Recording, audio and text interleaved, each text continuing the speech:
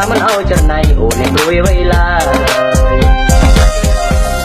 បៃគុណបងកេងទាំងអងតែងទាំងគង់ហងថាបងចេះអស់ហើយអូនស្ដាប់បងទៅបងទឹកយូរឡើយបងស្រឡាញ់អូនហើយណាប្រលឹងតែក៏រឹងជើងក៏រឹងវារឹងគឺខ្លួនឡើងទាំងអងថាស្រឡាញ់បងចង់ថាមិនចង់ទេអូណាតណាកសិចស៊ីនៅស្រះឆៅវាកសិចស៊ីម្លែស្រីបងងើស្រឡាញ់អូនហើយណាពិសីអូននៅភូមិណាតើអូនឈ្មោះអ្វីសំខាន់នឹងបងដែលលោលេងជាសម្ដីបងមើលទៅអូនចង់ផ្លឹកស្មារតីមើលសាច់អូនសដូចជាសម្លៃពេលបងជួបអូនដូចជាមាននិស្ស័យ I love you អូនស្រីទុកព្រាមបរងថាស្រឡាញ់បងចង់ថាមិនខុសទេស្រី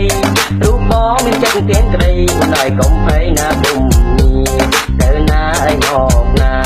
បងតាមការពីរូបស្រីថាមិនអោយចរណៃអូននេះព្រួយវៃឡាបៃគុណបងចេះទាំងអងតែងទាំងគង់ហងថាបងចេះអស់ហើយអូនស្ដាប់បងទៅកុំគិតយូរឡើយបងស្រឡាញ់អូនហើយណាប្រលឹងតែក៏រឹងជើងក៏រឹងវារឹងគឺមិនឡើងទាំងអងថាស្រឡាញ់បងចង់ថាមិនចង់ទេអូ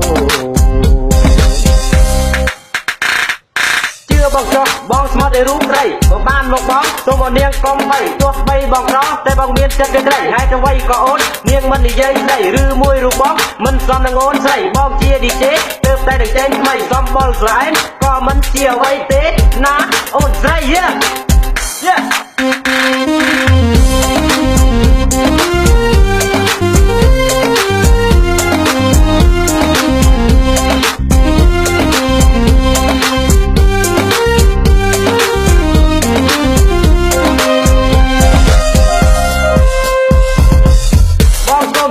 នឹងកាពីប្រលឹងបងប្រាប់អុយដឹងថាបងចាស់ក្បាច់កូនរបស់ដល់ពី8មានធំប៉ុណ្ណាក៏បងហ៊ានໄວនេះវត្តកន្ទុយឬពូកែងខ្លាក្រាបឲ្យដល់ដីគ្រាន់តែលឺឈ្មោះបងគេកាចចង្កោះទាំងស្រីមាននរណាមកញ៉ែអូនឬបាជើងប៉ាដៃបងនឹងប្រដៅឲ្យគេស្គាល់ស្នាដៃ